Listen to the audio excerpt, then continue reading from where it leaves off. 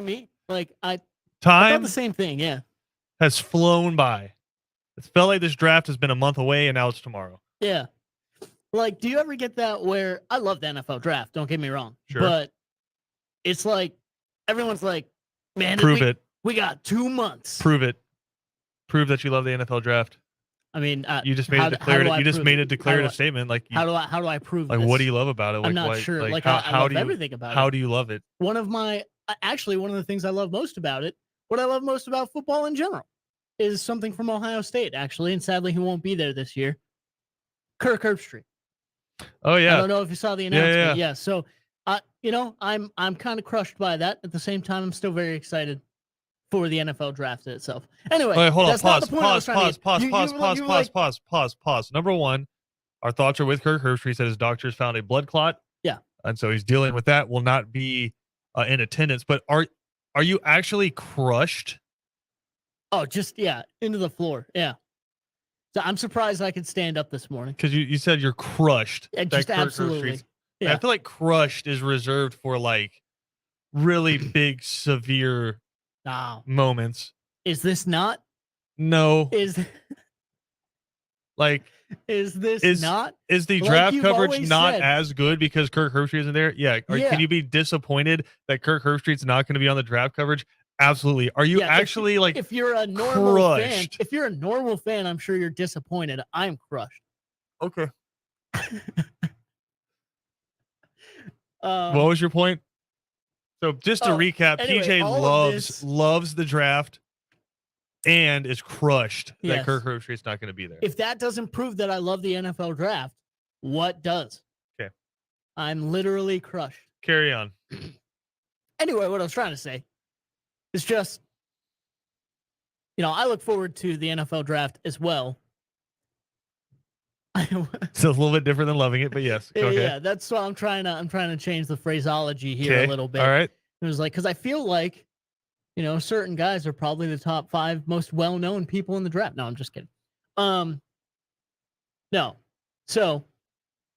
I think PJ's lost his train of thought here. I didn't. But like, are you like me in the sense of like, when February Super Bowl gets done, everything like that, like a week after the Super Bowl, everyone's like, 2 months till the NFL draft. Can't wait for it. And I'm just like, no. Between that, you got combines and pro days. Yeah. You kind of got the lead up to the combine, which I guess are the appetizers for the draft. I just feel like people start counting down to things a little bit too early.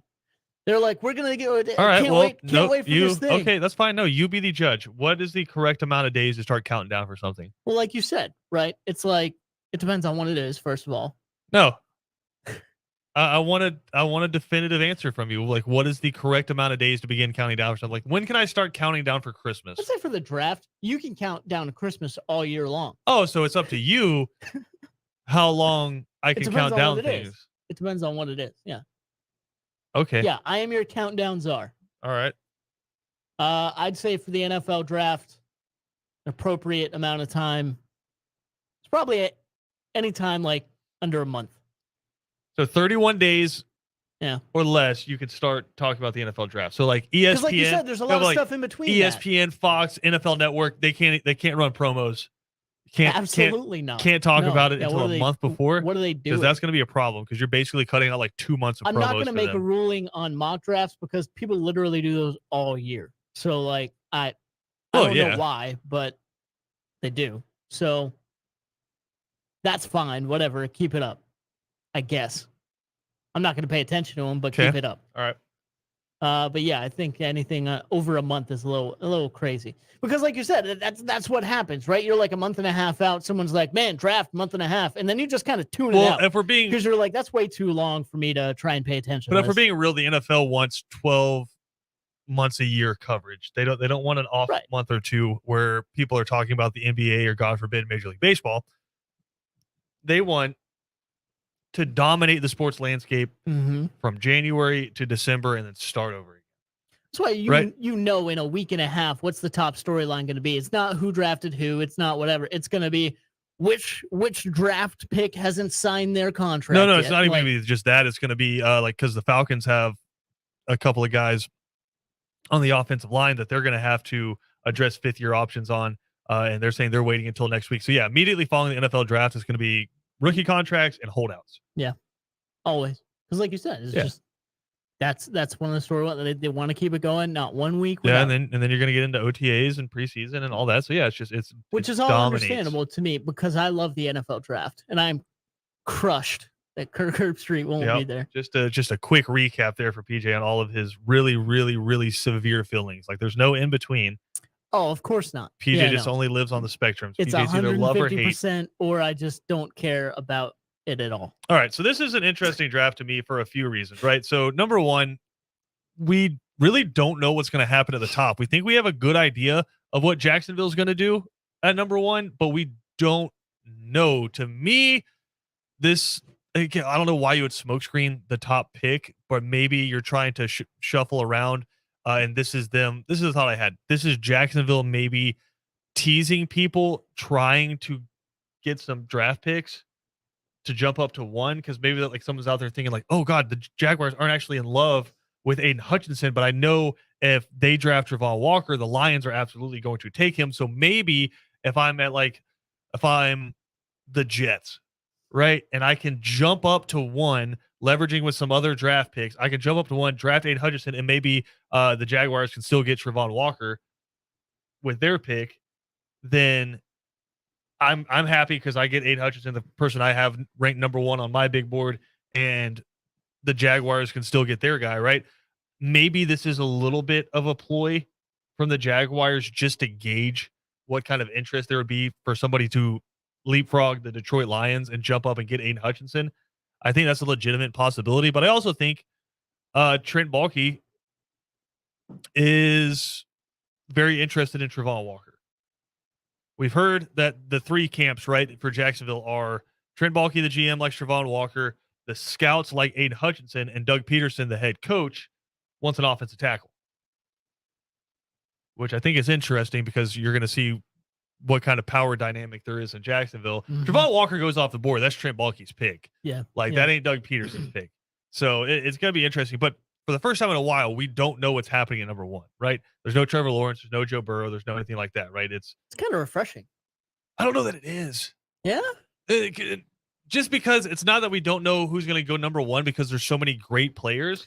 Right. I think it's that we don't know who's going to go number one because there's a bunch of similarly talented players. Yeah. But no like real standouts. Like I'm nothing against Travon Walker, Aiden Hutchinson, any of those guys, but they're probably back towards 7, 8, 9, 10 in a lot of more recent drafts. And that's, again, because last year the Falcons, before they took Kyle Pitts, saw 3 different quarterbacks go off the board. But like, are any of these guys more talented than Kyle Pitts? More talented at their specific like Kyle Pitts is coming out this year. Man, probably not. Like, I think we're hearing like legitimate conversations. If Kyle Pitts comes out, like stays at Florida last year, has another great season, comes out this year, I think we're hearing legitimate conversations about him in that top 3. Yeah.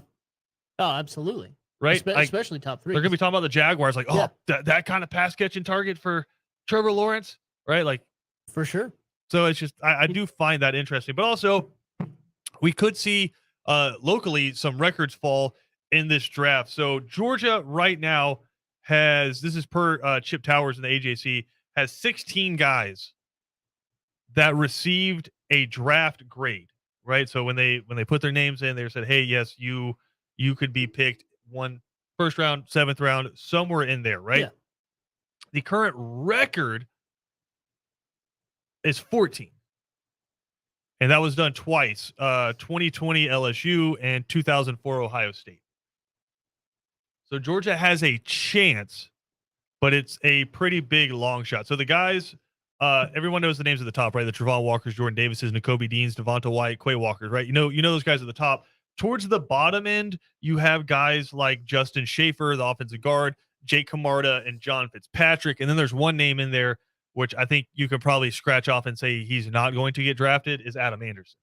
Because if you missed the news a couple days ago, Adam Anderson, former Georgia outside linebacker who was accused of rape during the season, has officially been indicted on rape charges by Athens Clarke County Police. So I can pretty much guarantee you are not going to see Adam Anderson's name called coming up this weekend. But still, that leaves 15 players from Georgia that could be drafted. Right? That would break the record for most players drafted in a single draft. Again, LSU in 2020, Ohio State in 2004 had 14. But again, I think that might be a little bit of a long shot. I'd say probably better chance they tie it.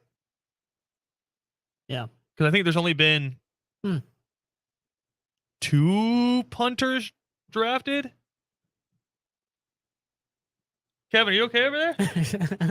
Kevin's banging around over there in the back studio. But I think there's only been 2 punters drafted. The Harvey kid out of Georgia Tech, who's now with the Steelers.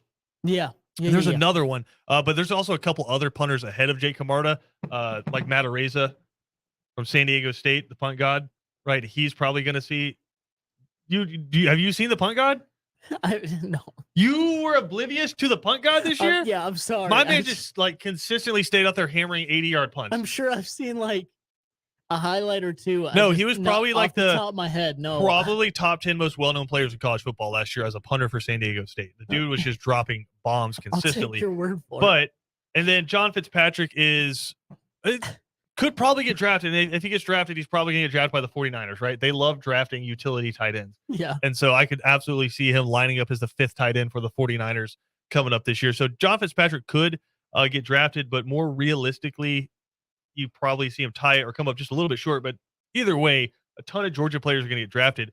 If you had to guess, how many do you think go in the first round? Oh, that's so like I'll give you the top ones: Travon Walker, Jordan Davis, Nakobe Dean, Devonta Wyatt, Quay Walker, Lewis Cine, George Pickens. Like those are the ones who have received projections to where they could go anywhere from the first to the beginning of the third.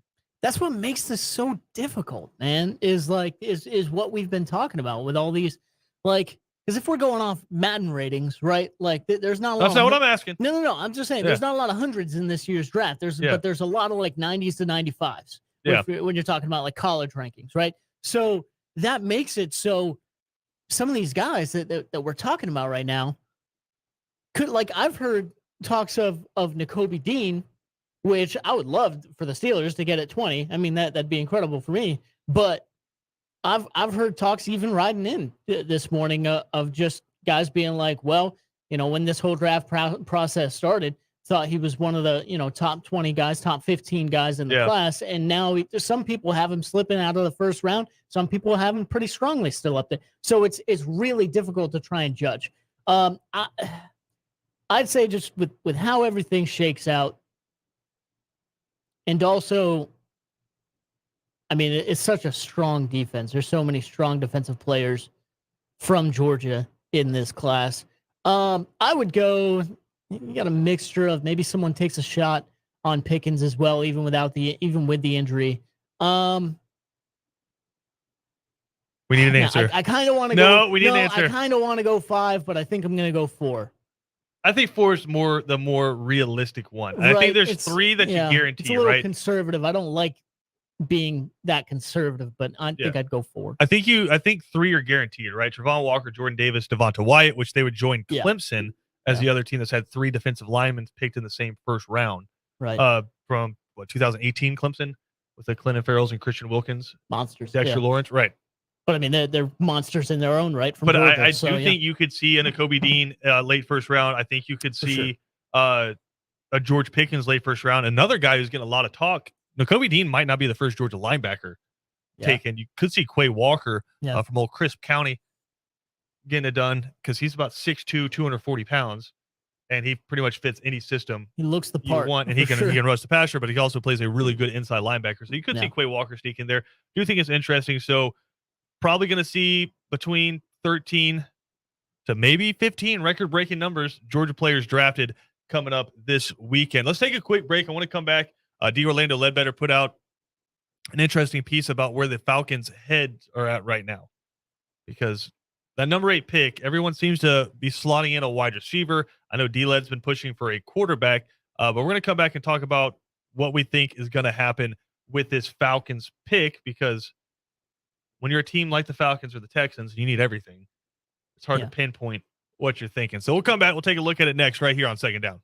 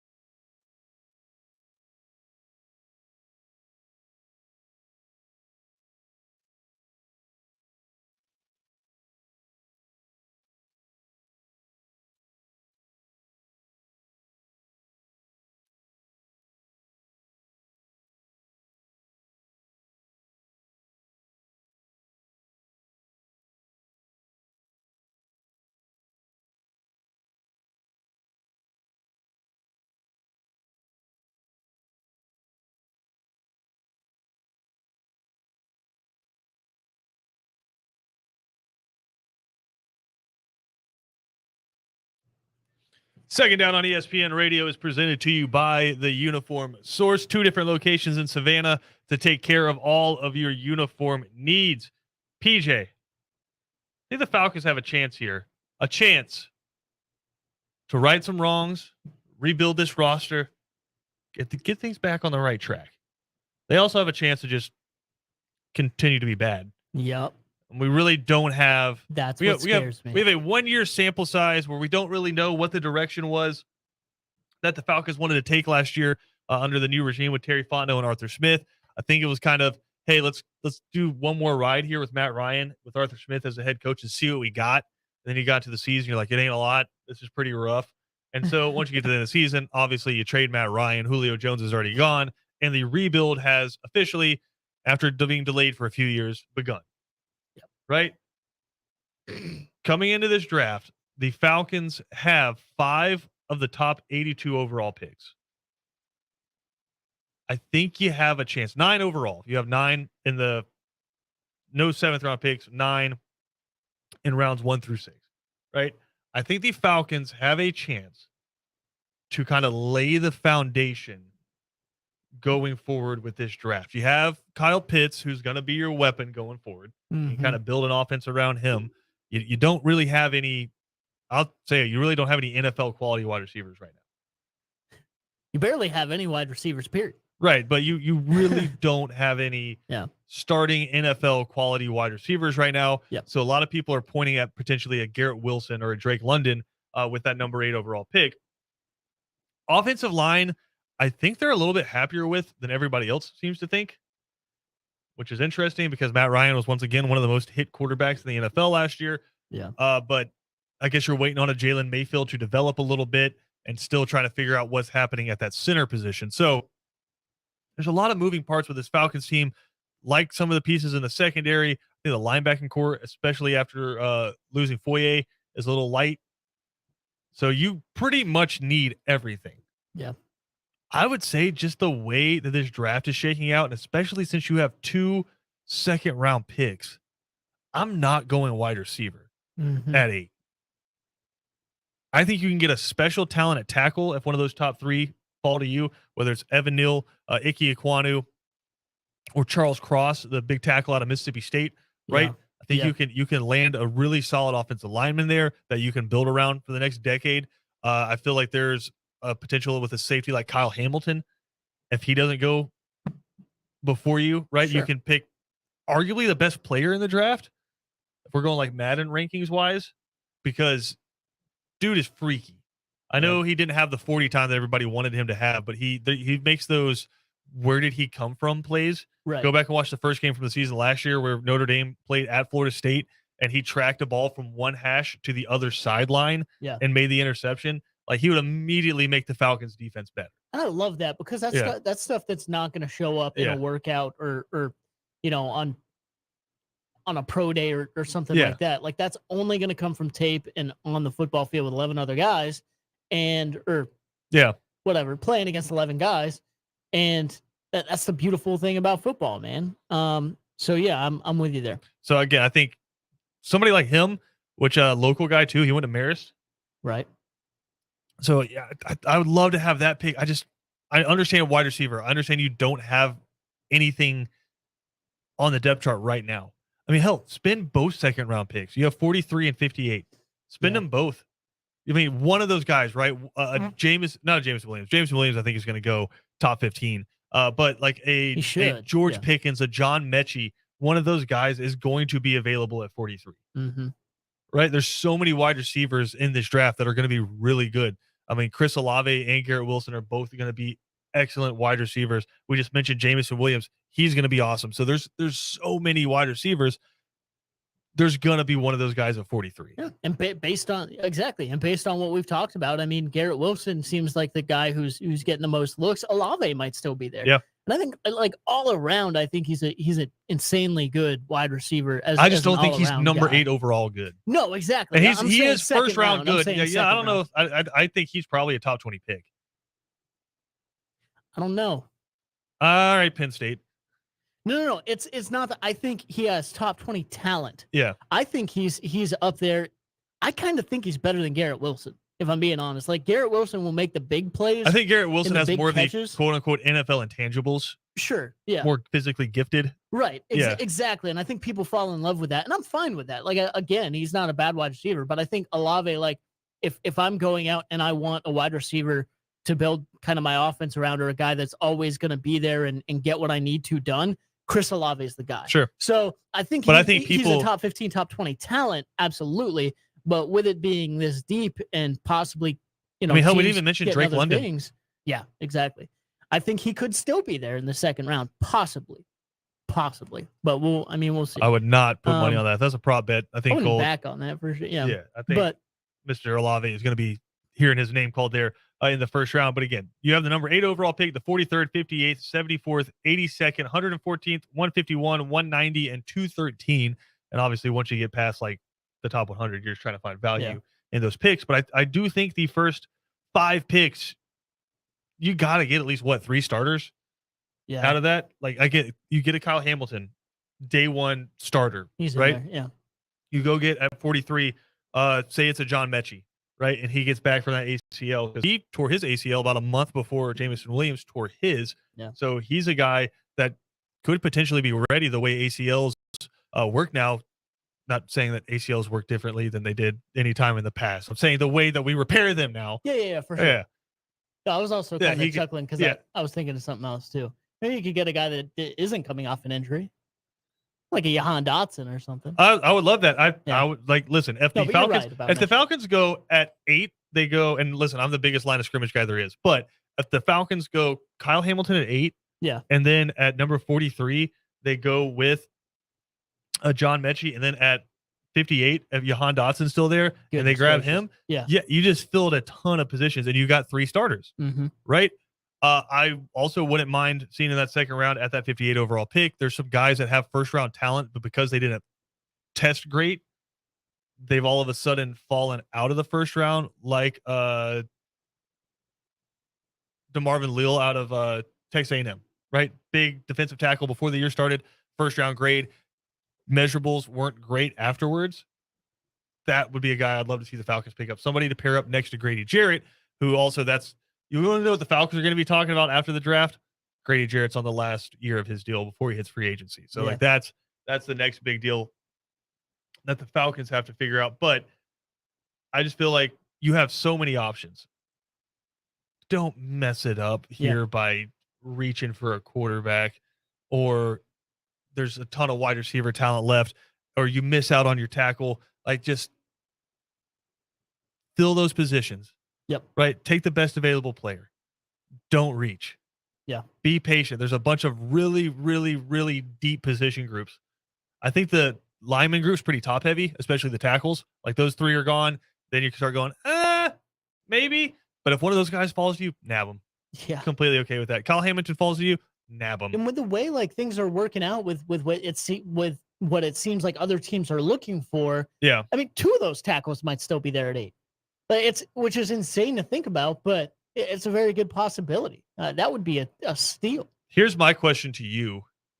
If, say, a Kayvon Thibodeau falls to the Falcons, just the way everything shakes out, you see like a quarterback at 6 go, you see a bunch of tackles go, and so you're sitting there and you have Kayvon Thibodeau still on the board, Kyle Hamilton still on the board, and then you have your choice of wide receiver. Which way are you leaning?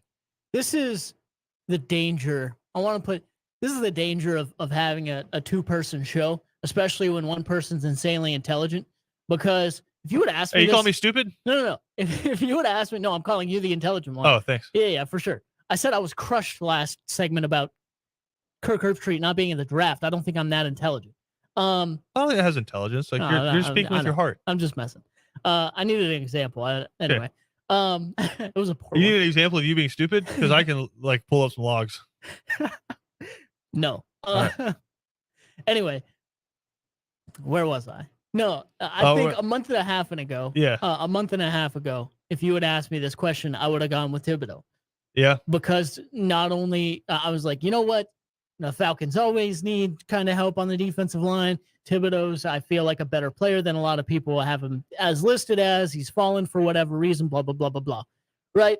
But sitting here and talking to you about the draft, talking to you about the Falcons, talking to you about the needs and everything like that, and just kind of the theory behind it, you have convinced me off of that. Because I just don't feel like it'd just be another drop in the bucket, right? You slide in. There's a high potential it's another Vic Beasley. Yeah, like you slide him in there, and even if he plays really, really well, you still need a lot more help around him. Yeah. So he's just going to get lost, or he's going to get double and triple teamed. Like it's I think the way people would counter that is saying like, well, eventually you got to do something. So it's like you start building with him, and then you keep adding pieces.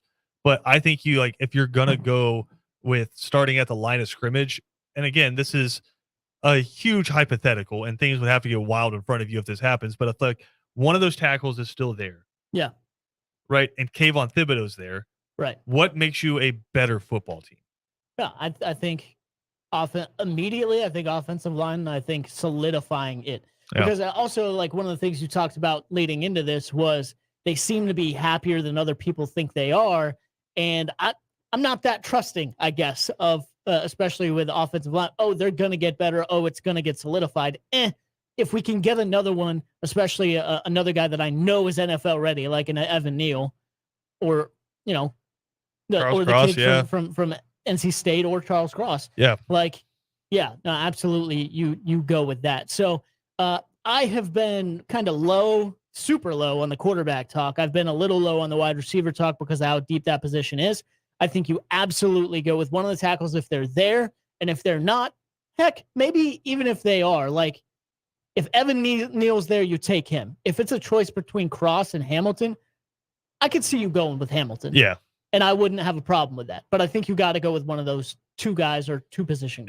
It's going to be interesting. I think the Falcons are going to have a lot of talent fall to them, and I think they're going to be in a really good position to upgrade at a lot of different positions there at the number 8 overall pick. It's just I think you have to look at where is their depth in this draft and where can I get value later. You don't want to take a wide receiver at 8 and then be sitting there at 43 and going, oh well, I can get another great wide receiver here. It's like, well, now you missed out on Kyle Hamilton and another offensive lineman, or you missed out on a Kayvon Thibodeau, right? So it's just I'm not upset if they take a Kyle Hamilton. I'm not upset if they take a Kayvon Thibodeau, right? I'm not upset if they take Charles Cross. I think the Falcons are in a really interesting position where you can make the right choice on by selecting a lot of different dudes. Yeah.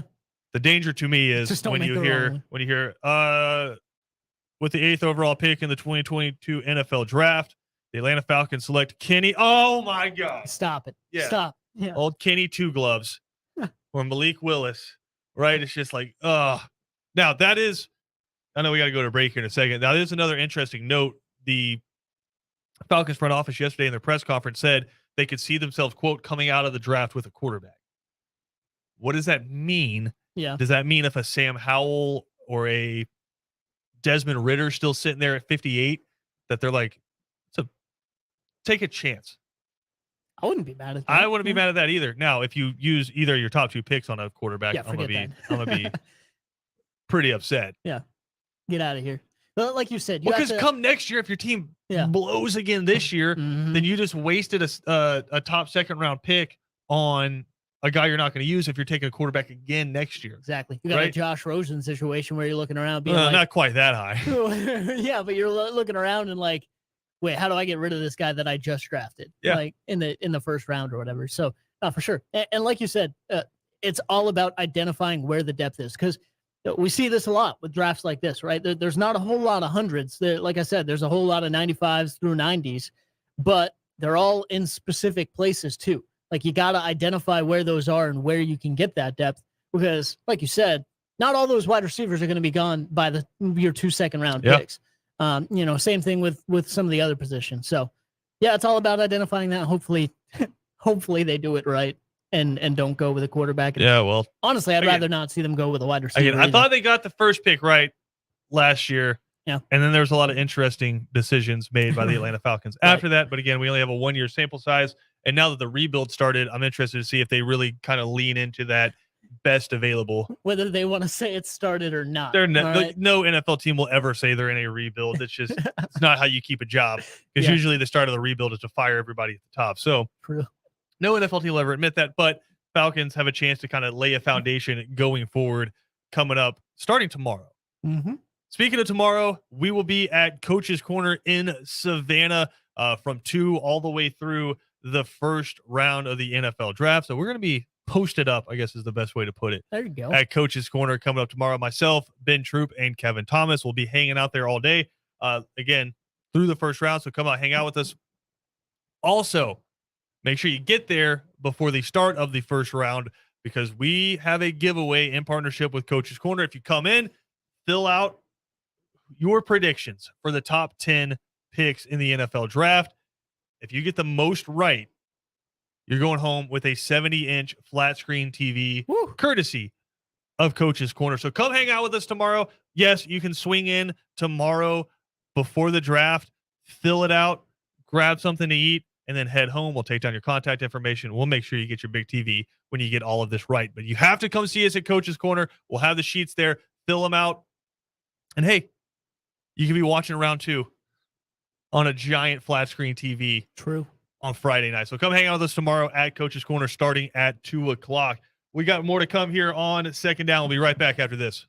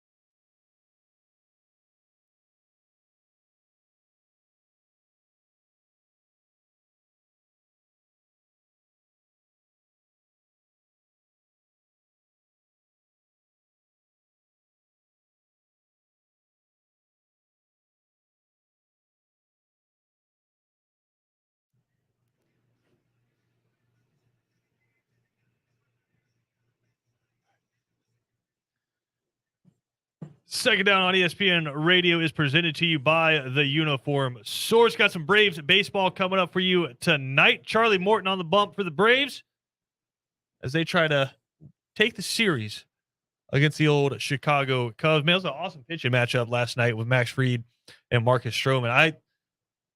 There's some pitchers that just try to overpower you. There's some pitchers that hit you with a little bit of combination of just nasty stuff and overpowering you. I think Max Fried kind of falls into that category. He's pumping those fastballs in there, 96, 97 miles an hour, at least at the start. Then he kind of fades back in the game to like 94, 95. But easy gas for Max Fried, and then just devastating with those curveballs that he just lobs in there. But Marcus Stroman throws frisbees. Like, that's the best way I can think to describe it. It looks like it's about to hit you in the hip, and then all of a sudden it's like 3 feet on the other side of the plate. There was a lot of those throws or a lot of those pitches last night for Marcus Stroman where I was just like, daggum. What do you think is the most difficult job in sports? Like that just kind of, I'm sorry. That just kind of no, like, I just thought I know where you're going. I was just going to talk about the Braves because they're coming up tonight again, game 2. You have Charlie Morton on the mound. First pitch, what? You're the 7:20 again, if I had to imagine. You schedule all this. I don't have it right in front of me, but I mean, I imagine. But anyway, what do you think is the most difficult job in sports? Because I would put like blocking Aaron Donald. Ew. But like that specific. But wow. then you hear Michael Irvin say like fat guys leaning on fat guys isn't hard. He always said playing wide receiver was much harder than playing lineman because he said he had to get like in a fist fight with somebody before he could even get into his route, and then he had to sprint down the field to get open, and once he got open, he had to like levitate and catch a projectile, snagging it out of the air, and then get blasted and hold on to it. So Michael Irvin maintains that playing wide receiver was the hardest job in football. Okay. But I'm not talking about sports in general. That's very like descriptive too. I think he kind of, I mean, that's the thing. You kind of like, you make that more difficult with how you describe it. I don't know. Okay, well, let's just talk about it. You are having to sprint at full speed. Like most people listening to this show, if I let them stand still and threw a football at them, they drop it. Yeah. Like I'm just being real. And I love everyone that listens to this show, but admit it. When was the last time you caught a football? True. All right. So when I say most, I mean 51%. So like most of the people listening to the show right now, I put them 10 yards away and throw a football at them. They're going butterfingers. Especially if you bolt that thing, man. They're going butterfingers. Yeah. Receivers have to go full speed. And again, he's not wrong. You have to get into like a fist fight with somebody at the line of scrimmage to get them out of your way to then get into your route and then catch a football out of the air while there's people that are roaming around you. Like, I don't know, a Bobby Wagner whose job it is to kill you. Yeah. And like a running back, at least like you take the ball and you're going to get smashed, but like you can kind of see it coming. If you're playing wide receiver or tight end, you're having to look up and focus on the football. A lot of times jumping and exposing yourself. And you can't worry about. You have a bad quarterback, yeah. Well, you can't worry about the consequences. Right. So, like, I put wide receiver up there. It's up there for sure. Can you imagine? But the reason I bring that up is like it's hitting a Marcus Stroman pitch, or hitting. That's why I figured you were going. Yeah, hitting with one of these guys is throwing 102 with movement.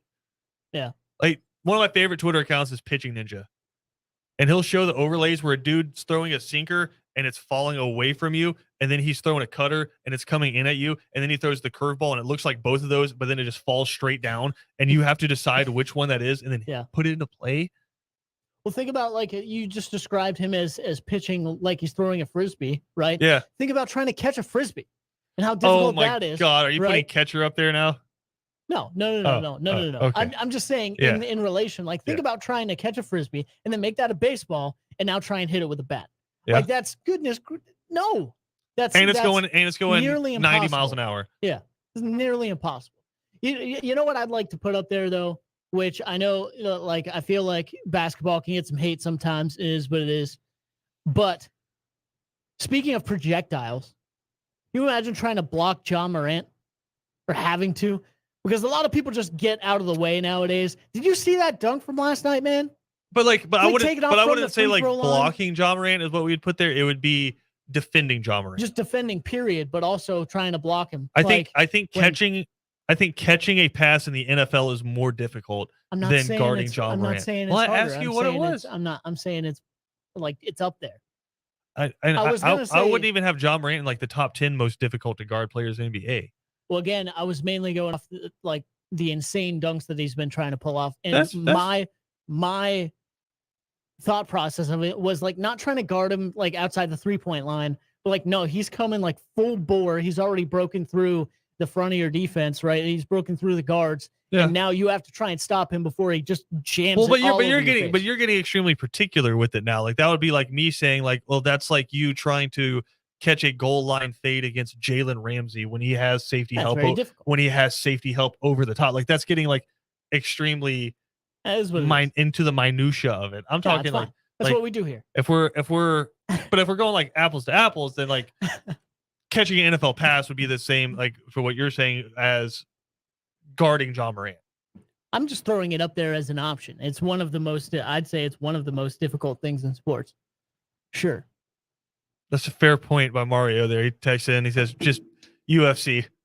Yeah, I mean, yes. But again, what are we saying there? Like eating a punch from a UFC fighter? Because I think. Well, now you're no. Specific. If I'm being completely honest, well, no, like because you have to pick like one play, like difficult thing in there, or like hitting a UFC fighter, like would be one thing inside of there. So like I'm saying, catching a pass in football to defending Ja Morant is like one aspect, right? I feel like just you got like, so if we're talking UFC, would it be taking a hit in the UFC? Because I think it would be much more realistic for me to absorb a hit from a UFC fighter and punch, because I'm out if I get kicked in the head. Like that's it. That's over. But I could eat a punch more easily from a UFC fighter than I could get open in the NFL and make a catch. I think it depends on the punch, but like. Well, yeah, there's a good possibility that I'm getting decapitated, but there's a better possibility that I'm going to get mugged at the line of scrimmage and never even get into my route. I don't know. You never know. No, you're right. I don't know. That's that again, like you said, that is very. He says, let Conor McGregor kick you in the temple. Set it up. Yeah, no, that's over. It's done. Set it up and then get me a tryout with the Jaguars. Imagine trying to get out of like someone's starting to get you in a submission hold and trying to get out of that. Like, because those dudes are like. Well, yeah. I don't know. Conor McGregor's kind of a small dude. I'm pushing about 215 right now, so I feel like I feel like I could stand it up. McGregor, he's not. I think I could stand it up. Kind of fighter. I think I could stand it up. Conor McGregor tries to get me in an arm bar. I'm just gonna kind of lift him off the ground. Well, that's fine. That's him. Some of those other dudes. Well, yeah, bro. You put John Bones Jones in there, I'm gonna die. Yeah, most people are gonna die. I'm gonna die. Yeah. But again, you guys are getting into the minutia of it. I'm not saying I'm being guarded by just peak Patrick Peterson. I'm saying any NFL DB, right? I think in sports. I didn't throw out one name. I think in sports, you said John Morant. I think in sports, and he said Conor McGregor. In sports, the most difficult thing to do, I'm just going to put it out there, in terms of degree of difficulty, is either hit a baseball or catch a pass in the NFL. You threw out. And I'm not including like bubble screens and stuff like that. I'm talking about getting downfield and getting open. We got to take a break. We'll come back. We'll get you ready for 3 and Out next, right here on Second Down.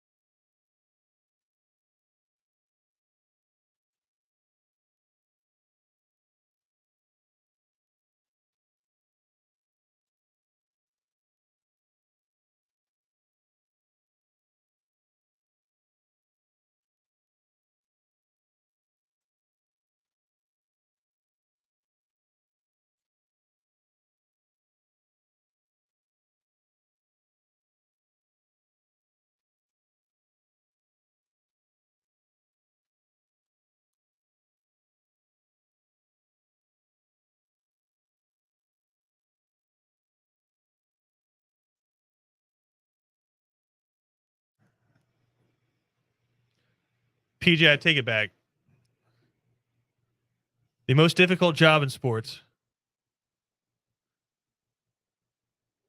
Co-hosting a show with me. I'll put it out there. What? Come on. I'll put it out there. I thought you were going to say something about me there. Well, come on. Don't do that. That's not true. I'll take it. It's fantastic. It's a great time. It is easier to catch a pass in the NFL than it is to co-host a show with me. I get it. I even called you intelligent earlier because I think you are. I think you called me stupid and then felt bad and then called yourself stupid. You bring up a lot of points that, like, I'm like, oh, yeah, that's true. And it changes my mind. All right. Get out of here with that. You can't change my mind about this. 3 and Outs coming up next. Ben Troop and Kevin Thomas. Get you ready for the NFL draft. We'll see everyone tomorrow at Coach's Corner, where we are giving away a 70-inch flat screen TV.